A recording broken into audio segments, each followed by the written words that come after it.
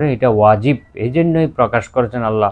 অর্থাৎ আমার পাপীদেরকে শাস্তি দেওয়া আমার উপরে ওয়াজিব, এই জন্যই আল্লাহ এই কথাগুলো প্রকাশ করেছেন এমন নয়, ওয়াজিব হিসেবে প্রকাশ করেন নাই। কেননা আল্লাহ তাআলার জন্য কোনো বস্তু ওয়াজিব নেই। তিনি যদি ইচ্ছে করেন তাহলে তিনি পাপীদেরকে ন্যায়পরায়ণ হিসেবে শাস্তি দিতে পারেন, আবার তিনি অনুগ্রহ করে তাদেরকে ক্ষমা করেও দিতে পারেন। মোট কথা হলো, আহলুস সুন্নাত ওয়াল জামাতের মতে আল্লাহ তাআলার প্রতি কোনো জিনিস ওয়াজিব নেই।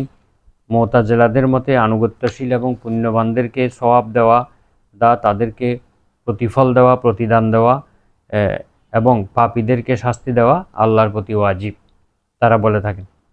কিন্তু আহলুস সুন্নাত ওয়াল জামাতের মতে আল্লাহর প্রতি ওয়াজিব নয়। এখানে বলা হয়েছে, আরেকটি বিষয় বলা হয়েছে, ওয়ালা তাসু ফি মারুফিন, তোমরা কোনো ভালো কাজে, সৎ কাজে অবাধ্য হবে না। এর মানে হলো শরীয়তের দ্বারা যেই সমস্ত কাজ করা ভালো এবং যে সমস্ত কাজ করা মন্দ বলে সাব্যস্ত হয়েছে সেগুলোর অবাধ্য না হওয়া। অর্থাৎ যা ভালো বলছে সেগুলো যথাযথভাবে ভালো হিসেবে পালন করা, আর যা খারাপ বলা হয়েছে, নিষেধাজ্ঞা আসছে, সেগুলোকে পরিত্যাগ করা। কাজে অর্থাৎ সবসময় ন্যাক আমল করতে হবে এবং বদ আমল থেকে বেঁচে থাকতে হবে। এটাই হচ্ছে সৎ কাজের প্রতি অবাধ্য না হওয়া।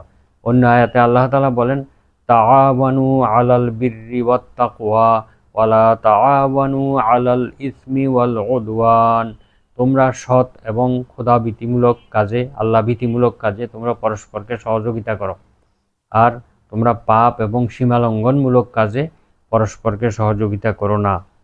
আবার কেউ কেউ বলেছেন যে সৎ কাজে তোমরা অবাধ্য হবে না, এর দ্বারা ভালো কাজে স্বামীর নাফরমানি না করা।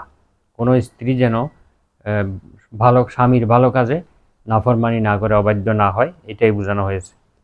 তাহলে আমরা এই হাদিস থেকে যেই শিক্ষা পাই তা হলো যে কোনো অপরাধমূলক কর্মকাণ্ড থেকে বিরত থাকার জন্য আলেম ওলামাগণ সাধারণ মানুষকে শপথ করাইতে পারবে এবং ভালো কাজ করার জন্য তাদের কাছ থেকে অঙ্গীকার নিতে পারবে, এটা সুন্নাহ।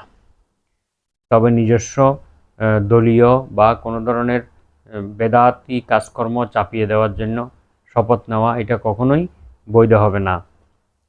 যে কাজগুলি শরিয়া সম্মত সেগুলি করানোর জন্য বায়াত গ্রহণ করানো যেতে পারে। তো আমরা আজকের আলোচনা এখানে শেষ করছি। সুবহানাকা আল্লাহুম্মা ওয়া বিহামদিকা আশহাদু আল্লা ইলাহা ইল্লা আনতা আস্তাগফিরুকা ওয়া আতুবু ইলাইক। আসসালামু আলাইকুম ওয়া রাহমাতুল্লাহ।